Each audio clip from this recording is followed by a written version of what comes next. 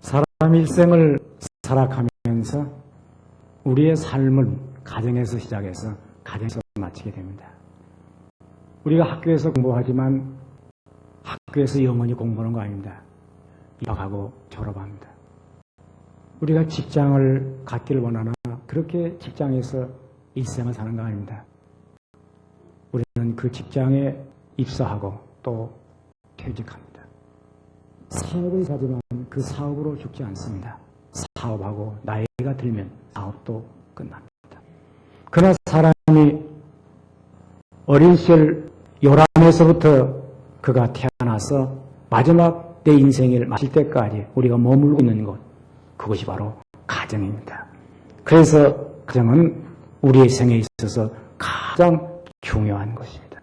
가정에서 살고 가정에서 쉬며 가정에서 우리의 삶의 의미를 찾는 것입니다. 그래서 가정을 집이라고 말합니다. 집이 여러 가지가 있지만 물론 학교는 배움집이라고 말하고 일하는 회사나 직장은 일집이라고 말합니다. 일하는 집입니다. 그러나 우리 가정은 사는 집이라고 말합니다. 내가 어디 사나 이렇게 묻는다면 학교나 직장이 아니고 내 가정이 사는 집입니다. 우리는 가정을 흔히 이렇게 말하죠. 사는 집, 쉬는 집, 그리고 보화를 가는 집. 그래서 우리들의 삶의 보화가 어디에 있나?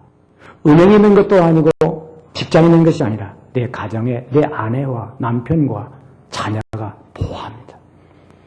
내가 쉬는 것이 호텔이나 어느 휴양처가 아니고 내 가정이 쉼집입니다. 사랑하는 사람을 만나야 쉼이 옵니다. 그래서 남편은 집으로 돌아갑니다. 왜? 쉼을 얻기 위해서. 자녀들은 학교에서 공부하고 집으로 돌아갑니다. 쉬기 위해서요.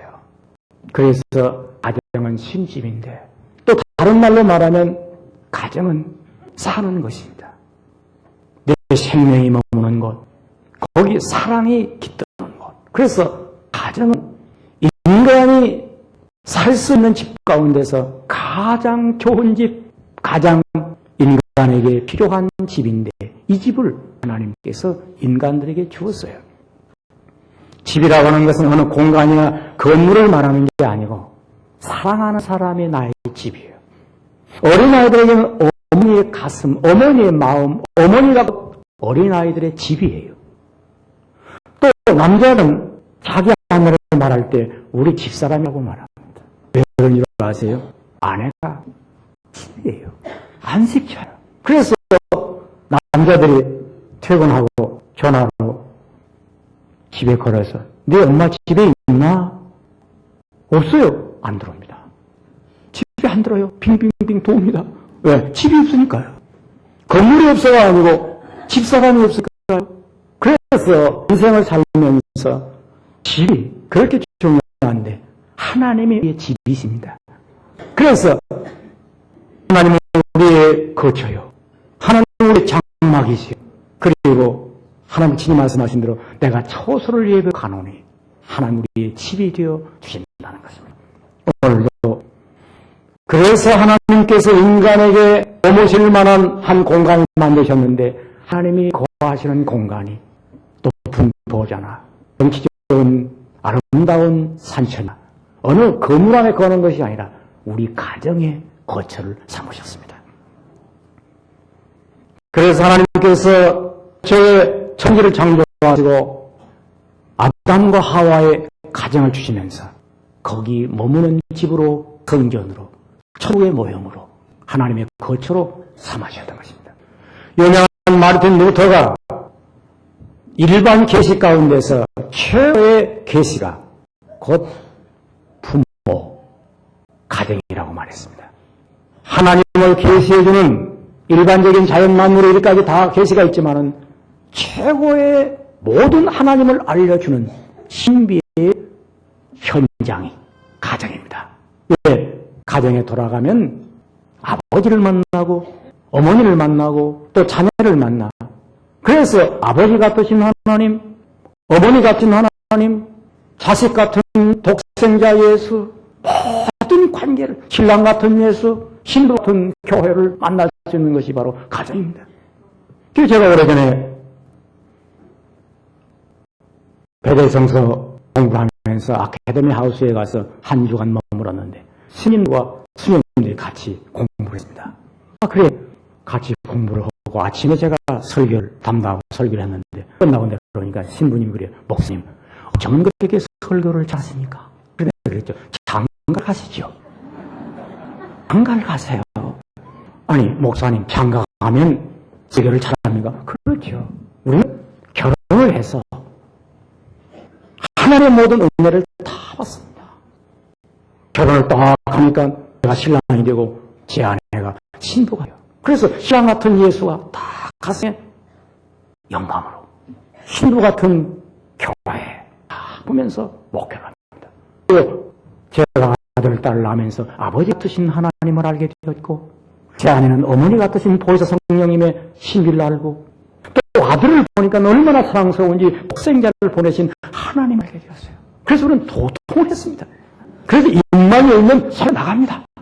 당신들은 돈 안에서 뭐 하는 게 있어야지. 그게 떡이나 먹는다고 들었다 놨다 그러는 거죠. 그러니까 신부 연걸렀네. 신부들은 설교를 못합니다. 여러분 이 교회 목사 설교를 잘하는 것은 무슨 시작을 많이 해서 그런 게 아니에요. 가정을 가지고 은혜를 받습니다. 저는 모든 하나님을 우리 아버지 같으신 하나님, 우리 어머니의 그 보혜사 같으신 어머니, 결혼해서 아들을 낳아 신비를 알았고 제 아내를 통해서 신랑 신부 천국의 비밀을 알고 요즘은 손자를 낳고 도통은 오기 시작합니다. 그게 얼마나 은혜가 큰지 말로 할 수가 없습니다. 사랑하는 성도 여러분, 하나님께서 가장 중요히 여기는 기관이 바로 교회와 가정입니다. 이것은 하나님께서 직접 창조한 기관이에요. 일생 동안 사업을 떠나고 학교를 떠나고 모든 것을 떠날지라도 여러분 교회를 떠나지 마세요. 가정을 떠나지 마세요. 우리의 삶의 축복의 현장입니다. 이것만은 붙들고 일어서는 안 됩니다. 오늘 여호와께서 집을 세우지 아니하시면 세우는 자의 수가 헛되며 여호와께서 성을 지키지 아니하시면 파수꾼의 경상함이 허사로다. 이게 무슨 말입니까? 하나님이 집을 주셨는데 가정이라는 집을 주셨는데 이 가정이 무너지면 나라가 무너진다는 거예요. 내가 일찍 일어나고 밤 늦게 누우며 수고의 떡을 먹음이 헛되도다. 가정이 무너졌는데 돈 벌면 뭐합니까? 사업이 잘 되면 뭐합니까? 다 소용없는 것이에요. 그래서 아침 일찍 일어나서 애쓰고 수고해서 수고의 떡을 먹는 게 헛되다는 거예요. 예, 사람의 떡을 먹어야지. 수고의 떡을 먹었다고 동서남북 뛴다고 해서 되는 게 아니에요. 그래서 여호와께서 사랑하는 자에게 잠을 주시는도다. 가정은 잠자는 것이에요.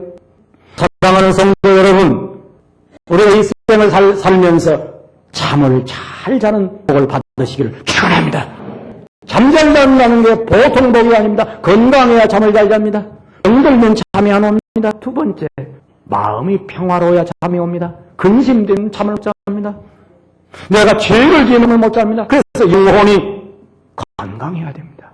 정신이 건강해야 되고 육체가 건강해야 되고 이게 모든 건강한 삶의 형태를 이라고 말합니다. 어린아이가 건강하면 잠 잘 잡니다. 그리고 먹고 잡니다. 그런데 건강하지 못하면 울고 챕니다. 여러분, 우리가 인간을 살아가면서 가정은 못하는 것입니까? 잠자는 것이에요.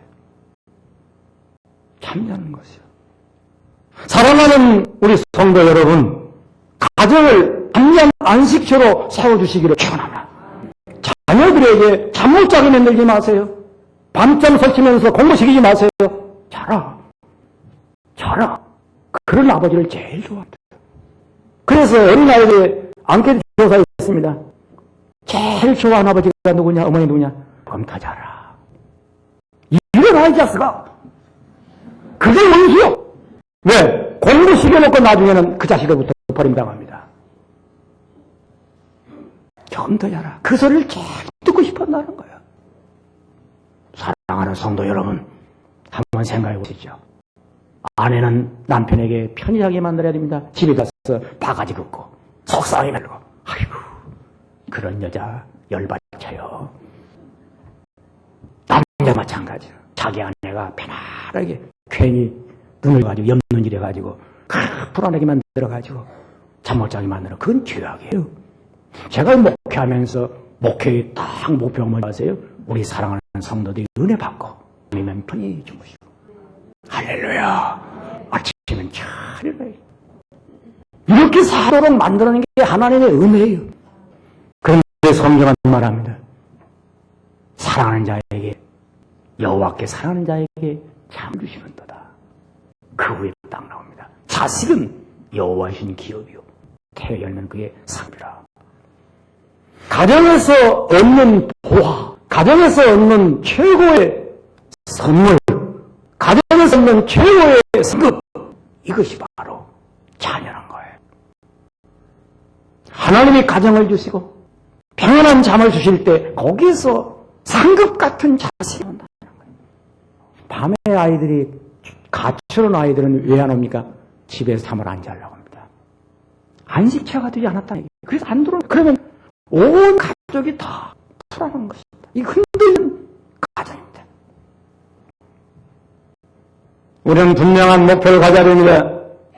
공부를 못해도 좋다. 출세 못해도 좋다. 일생 동안 가정에서 잘 살아라. 그래서 최고의 부모는 어떤 부모냐? 가정생활을 잘하는 부모입니다.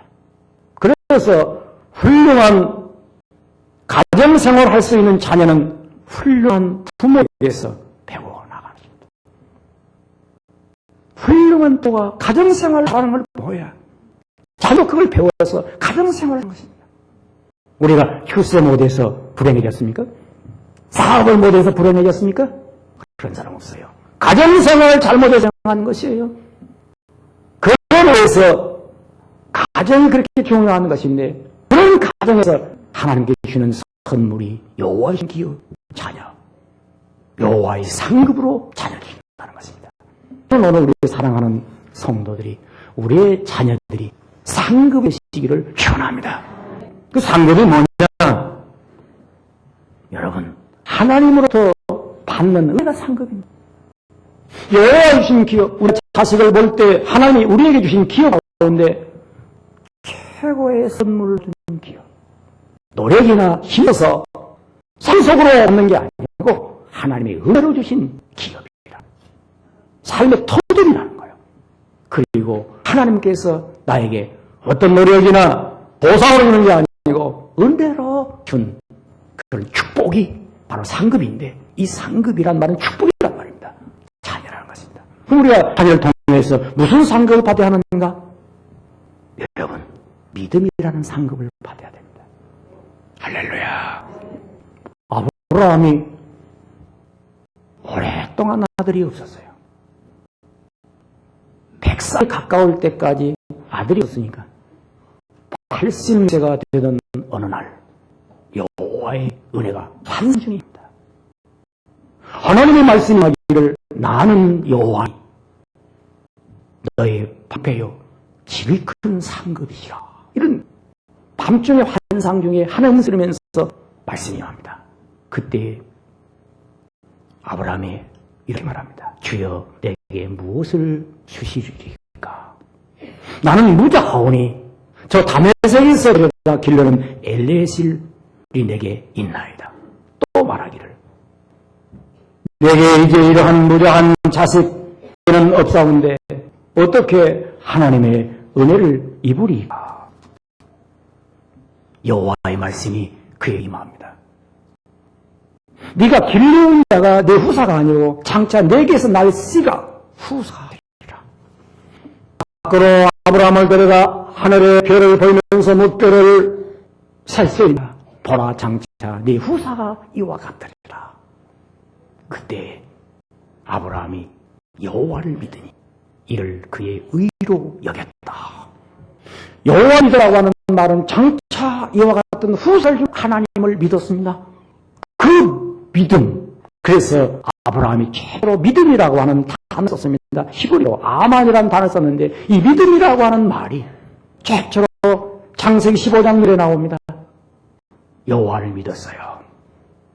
여호와를 믿으면 뭐냐 하면 이삭을 주실 것을 믿었고 그 후사로 예수 그리스도의 이 위대한 믿음에 구원받을 사람들이 하늘 별같이 태어날 것을 믿었던 것이에요. 그래서 아브라함은 그 아들을 통해서 믿음을 얻었던 것이다. 저는 오늘 사랑하는 우리 성도들이 자녀를 볼 때 믿음을 얻으시기를 축원합니다.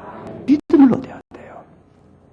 우리의 자녀들을 보면서 하나님이 주셨다고 하는 그 믿음을 얻어야 됩니다. 이건 기적입니다. 인간이 할 수 있는 기적 가운데서 최고의 기적이 뭐냐 하면 자녀를 선물로 받는 것입니다. 저는 이제 아들을 어린아이를 기를 때는 먼물로 길렀는데 나이가 들면서 철이 들었는지 은혜를 많이 받았는지 이 손자를 보면서 며느리를 보면서 너무 고마운 생각이 들어요. 어떻게 그렇게 큰 일을 했는가? 아무것도 물어볼 게 없어요. 뭐 사임을 잘하나 못하나 물어볼 게 없어요. 그렇게 큰 일을 했는가? 위대하시도다. 위대하시도다. 얼마나 큰 일인지. 얼마나 큰 일인지.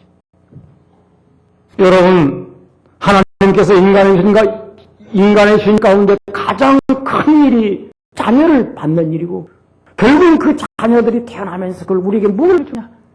예수 그리스도가 이 세상에 태어나서 인간을 살린 신비한 비밀을 알려준 그 은혜를 믿느냐는 것입니다. 그래서 예수님께서 이제 어린아이를 사랑하고 품에 안으시고 머리를 만지시고 키워있습니다. 한 번은 제자들이 우리 중에 누가 크니까? 제자 중에 누가 큰 자입니까? 라고 부를 때 어린아이를 한가운데 세우시고 주님께서 말씀하십니다. 누구든지 어린아이와 같이 되지 않고는 천국에 들어갈 수가 없느니라. 다 말합니다. 우리는 어린아이를 통해서 천국을 보는 것입니다. 이게 믿음입니다. 믿음 얻으시기를 축원합니다. 아이를 길러가면서 신비한 은혜를 받아야 돼요. 할렐루야. 아이를 길러가면서 아이를 기르는 그런 생리적인 육체적인 관계를 끝나서 그 아이를 길러가면서 하나님의 믿음을 얻어야 한다는 거예요. 믿음을 얻어야 돼요. 저는 원래 예수에게 미쳐 산 사람이라 결혼할 때도 기도해서 주님, 나 결혼 후에도 주님을 사랑 마음이 변치 않게 하여 주시옵소서. 혹시라도 이제 애인에게 빠져서 주님을 등한시한다 소리 듣지 않도록 은혜를 내려주시옵소서. 또 자식을 낳은 후에는 하나님 아버지 자식에게 빠져가지고 하나님 사랑 잊어버릴까 두렵사오니 그 마음 변치 않게 하여 주시옵소서. 그 마음을 변치 않는 은혜를 주시고 이 아들이 자라면서 처음으로 입을 열대 아바 그 소리를 들을 때 제가 너무너무 감격했어요. 왜? 누가 날 아버지라고 불러줄까? 아저씨, 형님, 선생님, 목사님, 이건 상대적입니다. 아저씨라고 불러도 별로 기분이 좋지 않아요. 선생님이라고 불러도 뭐 선생님, 목사님이라고 불러도 조금 기분 나죠. 그런데 아버지 소리는 하늘로 가는 소리입니다.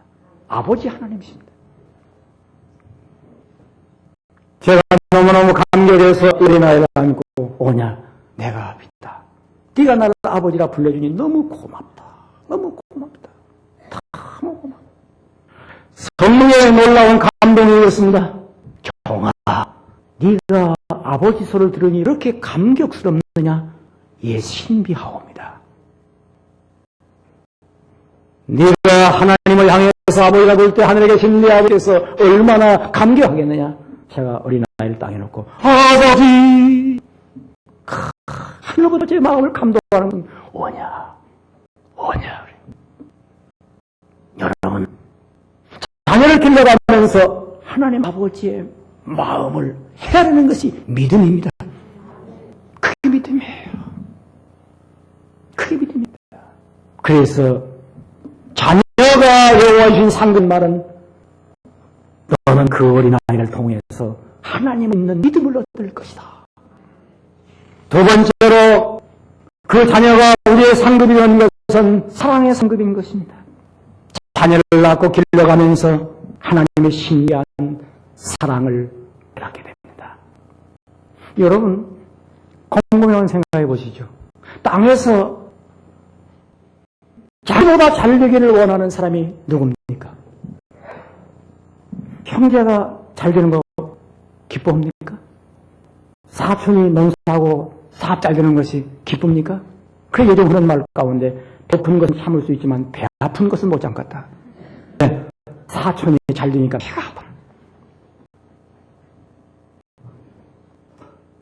어떤 부모도 아이고 그 자식 제비보다 훨씬 잘생겼네. 입을 딱 벌리고 그런데 형만 못해요. 아이고 그러면 열받치잖아요. 인생 살면서 모두 다 남잘 되는 것이었는데 자식이 잘 되는데 기쁜 마음을 가진 게 부모인데 이 마음이 누구 마음입니까? 하나님의 마음입니다. 자기가 하나님의 사랑의 마음을 가졌으면 딱 한 가지 자식을 향해서만 사랑의 마음으로 하나님의 마음을 씁니다. 처녀가 자기 혼자 있을 때는 처녀다. 그런데 어린아이를 딱 가지면 어머니가 되어서 그 마음이 달라집니다. 그래서 새벽 2시에 일어나도 애기가 울면 잘 먹습니다. 처녀가 그걸 허겠습니까? 돈이라고 보모가 그걸 허겠습니까? 그거 못하는 것입니다. 어머니는 그 아이를 통해서 하나님의 사랑이 가는 것입니다. 그래서 자녀를 길러갈 때 하나님의 사랑의 신비를 체험하는 것입니다. 성경은 말합니다. 아비가 자식을 불쌍히 여김 같이 여호와께서 자기를 경외하는 자를 불쌍히 여긴다. 여호와께 사랑하는 자를 징계하신 같이 마치 그 아비가 기뻐하시는 아들을 징계함 같이 한다. 이렇게 말합니다. 사람이 살아가면서 하나님의 은혜를 받는 게 있어요. 자식을 길러갈 때에는 자식을 길러가면서 이 신앙이 무너지는 것을 체험하는 때가 있었을 거예요. 여러분들 그런 말을 하죠. 속이 쓰리다는 거. 우리 어머니가 옛날에 속이 쓰리다고 그랬는데 자식을 길러가면서 자식을 불쌍히 여기는 마음이 부모의 마음이 간장이 쓰린 것입니다. 며칠 전에 우리 손자가 감기가 들었어요. 그래가지고 기침을 한다는 얘기를 듣고는 마음이 아팠는데 제 집에 왔는데 이게 문 밖에서 우리 손자 온다니까 문 밖으로 나가는 거죠. 딱 받았는데 체중이 가벼워요. 이야, 순간 눈물이 막 피에도 쏟아지는 거예요. 이 손에 가슴을 안고 그냥 그 품에 안고 기도하는 겁니다. 네 할아버지가 기도가 부족했구나. 내가 너를 잘 돌보기 위해서 네가 몸이 이렇게 약했구나. 말도 못하는 네가 얼마나 아프겠나. 그래서 불쌍히 여기는 마음이 막 눈물이 쏟아지는데요. 그래서 아버지는 손자하고 뭘 살면 안 되거든요. 반드시 이보다 이사 오라 해가지고 가까이 살아야 하는 걸 알았어요. 한 집에 살면 또 며느리가 열받칠 테니까 조금 한 100m나 200m 떨어져가지고 가끔 그 소리를 보면서 살아야 된다는 것이 왜? 하나님의 사랑을 회복하는 겁니다. 눈물이 말라갈 때 그 손자를 보면서 눈물을 떠었어요. 너희가 악할지라도 자기 자식에게 좋은 걸 줄 줄 알거든. 하나님께서 너희 아버지께서 어찌 좋은 걸 주지 않겠느냐. 자기 좋은 걸 다 하고 싶은 마음. 이게 하나님의 마음이라는 거야. 그래서 하나님의 사랑을 체험할 수 있는 것이 자녀를 통해서 하나님의 상급으로 받는 것입니다. 여러분, 우리 믿는 사람들은 상급이 물질적이거나 무슨 후장이나 그런 거 아닙니다. 모든 상급이 하나님의 은혜를 받아내는 게 상급입니다. 하나님의 은혜를 받는 거예요. 이게 상급이에요. 부모가 자녀에게서 가장 큰 상급을 왜 받습니까? 소망으로 받습니다. 소망으로 받습니다. 자녀를 가질 때 살아야 돼. 나 죽을 수 없어. 소망을 갖습니다.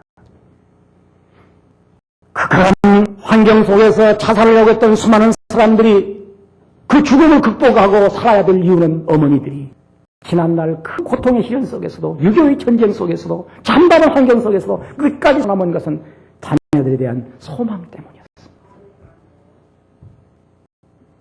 어렸을 때는 공부 잘하라고 하는 또 우리의 어떤 세속적인 가치관의 욕구가 있습니다. 또 공부를 잘하고 나면 또 취직해서 좋은 직장에 들어가는 어떤 기대를 걷습니다.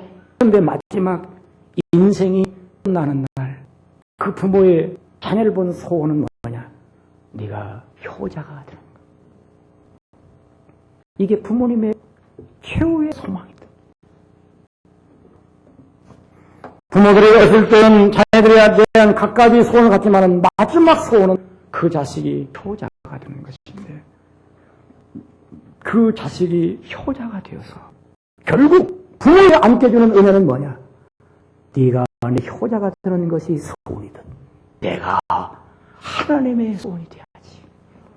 하나님의 효자가 돼야지. 그 마음을 받으면 하늘나라 소망을 얻어낸 상급을 받습니다. 자식을 길러가면서 공연히 무슨 유산 주고 뭐 주고 싶은 마음은 부모로서 당한 것입니다. 이게 본능적 욕구입니다.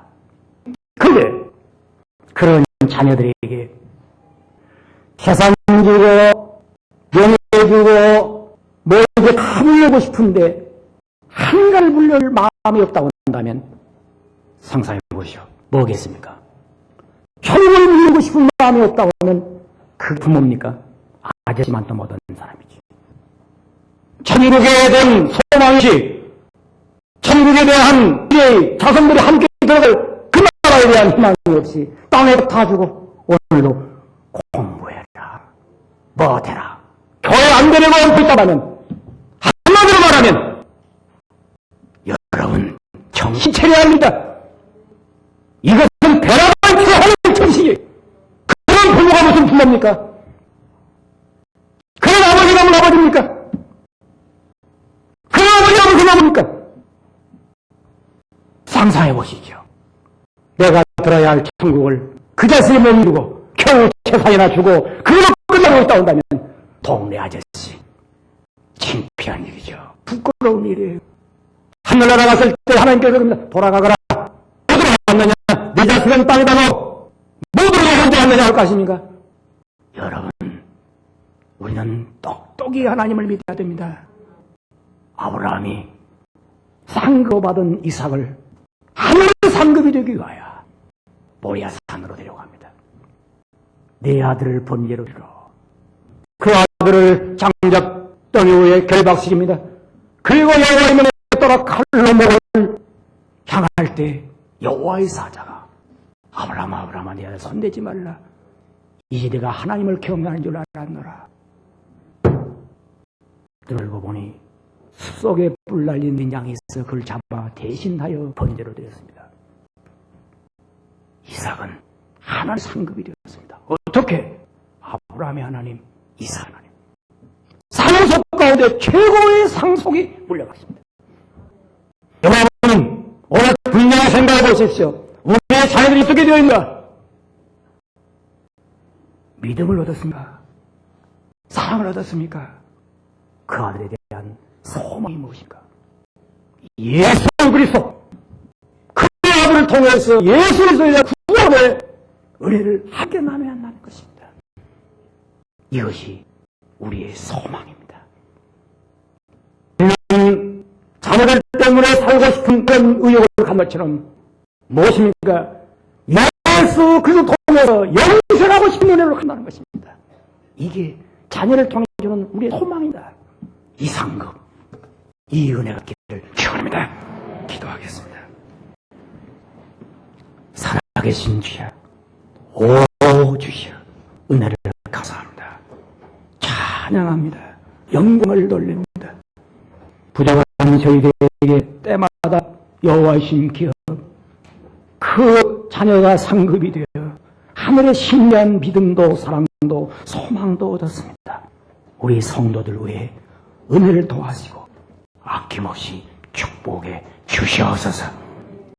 놀랍게 주신 은혜를 감사하오며 자손 대대에 그 믿음으로 그 사랑으로 그 소망으로 아브라함 후사같이 한결같이 빛나게 하시고 땅에서 하나님의 영광을 보게 하옵소서. 예수님의 이름으로 기도하옵나이다. 아멘.